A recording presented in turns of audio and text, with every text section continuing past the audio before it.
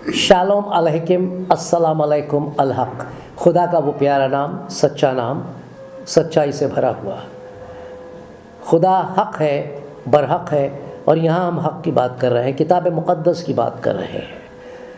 किताब मुक़द्दस का हवाला कौन देता है? जी हाँ, ये एक बड़ी ख़ास बात है। किताब मुक़द्दस आज से तकरीबन 2000 साल पहले मुकम्मल की गई। 1500 साल लगे इसे लिखने में। हज़रत मूसा के ज़माने से लेकर मसीह के ज़माने के बाद तक इस किताब को तैयार किया गया था।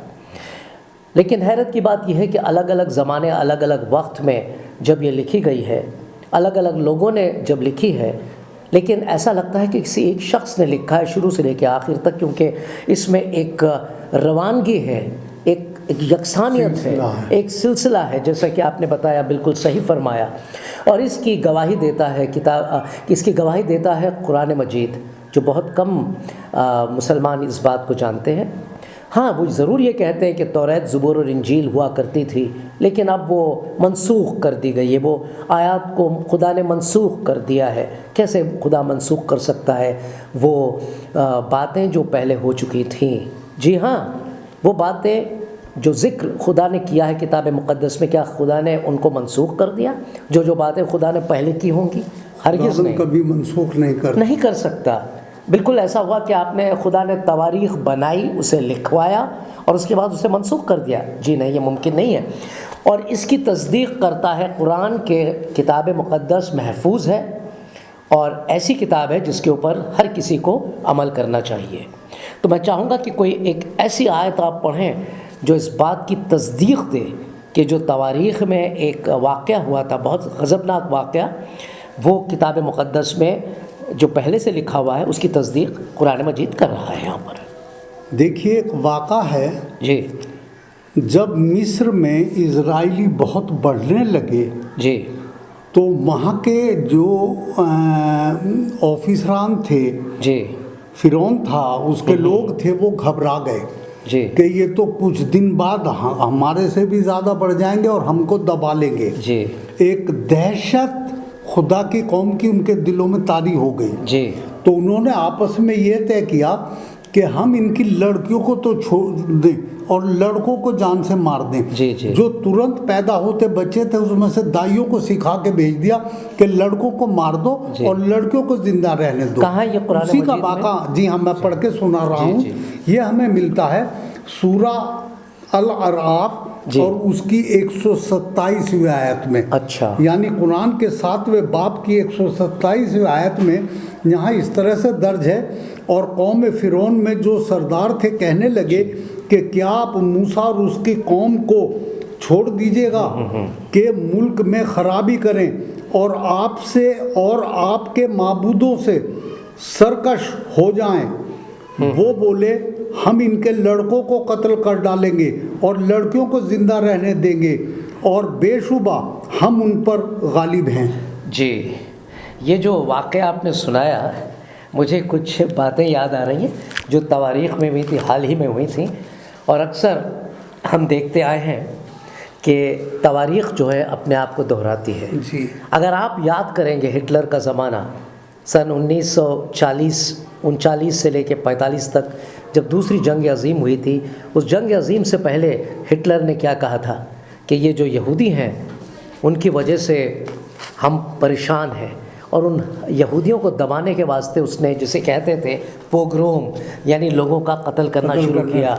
और उसने और क्या किया, सबके नाम रजिस्टर निकालना शुरू किया, सबके नाम करने लगे। क्योंकि अक्सर कुछ ऐसी कौमें होती हैं जो घबरा जाती हैं कि भाई एक कौम है वो ज़्यादा बढ़ रही है, कहीं वो हम पर हावी ना हो जाए, गालिब ना हो जाए। तो यहाँ पर हम देखते हैं ये किस्सा है तकरीबन कितने साल, 3500 साल पुराना, 3500 ईयर्स अगो ये बात हुई थी। और ये बात हुई थी मिस्र में, मिस्र, जी हाँ, इजिप्ट में। तो मैं पढ़ूँगा खुरूज की किताब का पहला बाब 6 से पढ़ूँगा, पहला बाब 6 से। उससे पहले भी मैं चाहूँगा आप लोग पढ़ लें कुछ।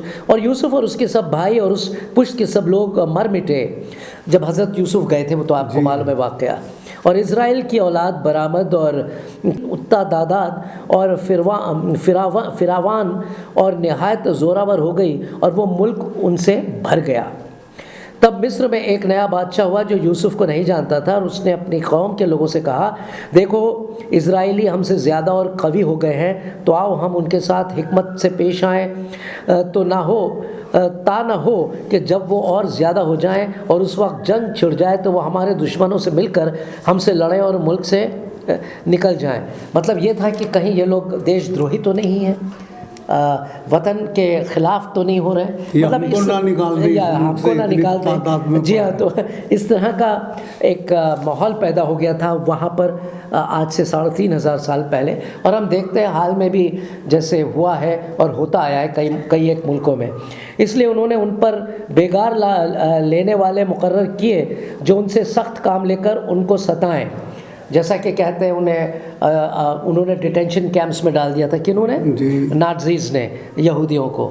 جی سو انہوں نے فرعون کے لیے ذخیرے کے شہر پیتوم اور رامسیس بنائے، پر انہوں نے جتنا ان کو ستایا وہ اتنا ہی زیادہ بڑھتے اور پھیلتے گئے، اس لیے وہ لوگ بنی اسرائیل کی طرف سے فکر مند ہو گئے، اور مصریوں نے بنی اسرائیل پر تشدد کر کے ان سے کام کرایا، اور انہوں نے ان سے سخت محنت سے گارا اور اینٹ بنوا کر اور کھیت میں ہر قسم کی خدمت لے کر ان کی زندگی تلخ کی۔ ان کی سب خدمتیں جو وہ ان سے کراتے تھے تشدد سے کیں۔ تب مصر کے بادشاہ نے عبرانی دائیوں سے، جن میں ایک کا نام صفرا اور دوسرے کا نام فوہا تھا، باتیں کی اور کہا، اب جب عبرانی عورتوں کے تم بچہ جناؤ اور ان کی پتھر کی بیٹھکوں پر بیٹھی دیکھو، تو اگر بیٹا ہو تو اسے مار ڈالنا، اگر بیٹی ہو تو وہ جیتی رہے۔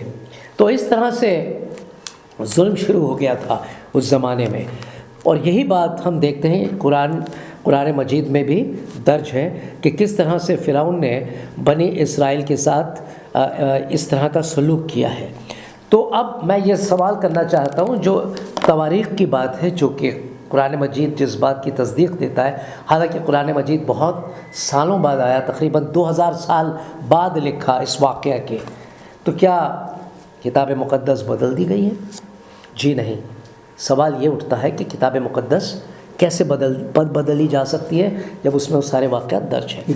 جی آپ کچھ فرما رہے ہیں۔ جی دیکھیے، جب کسی قوم پر خدا کا ہاتھ ہوتا ہے، جی، اسے کوئی کتنا بھی دبا لے، جی، کتنا بھی ظلم کر لے، وہ قوم ختم نہیں ہوتی۔ جی ہاں، جب خدا انہیں بڑھاتا ہے تو کثرت سے بڑھاتا ہے، جی، اور دبانے والوں کو ہی الٹا کرتا ہے۔ جی ہاں، ہم کتنے بھی خلاف بول لیں کسی کے، لیکن اگر وہ خدا کے لوگ ہیں اور خدا کا ہاتھ ان پر ہے، وہ کبھی ختم نہیں ہوتے۔ صحیح بات، ہم ختم ہو جائیں گے، ہم ختم ہو جائیں گے۔ تو اس لیے اپنے منہ کو سنبھال کر کے رکھیں اور دیکھیں کہ ہم کیا بولنا چاہتے ہیں، اسے پہلے چیک کر لیں، دھیان سے سوچیں اور تب منہ سے بات نکالیں۔ صحیح بات، نہیں تو ہم خدا کے بھی گناہگار ٹھہریں گے، خدا ہمیں فنا کر دے گا ان کے بدلے۔ جی، تو آپ کا بہت بہت شکریہ جو آپ نے یہ باتیں پیش کی ہیں سامنے، اور مجھے یقین ہے کہ ہمارے لوگوں کو یہ باتیں بہت پسند آئی ہوں گی، ان کے دماغ اور دل جو ہے وہ کھل رہے ہوں گے تاکہ وہ کتاب مقدس کو پڑھیں، اور میں چاہتا ہوں کہ سب پڑھیں۔ تو عزیزوں، اب آپ سے اجازت لیتے ہیں، اگلے ایپیسوڈ میں پھر ملیں گے کچھ اور خاص باتوں کو لے کر، تب تک کے لیے اجازت دیجیے۔ خدا حافظ۔ خدا حافظ۔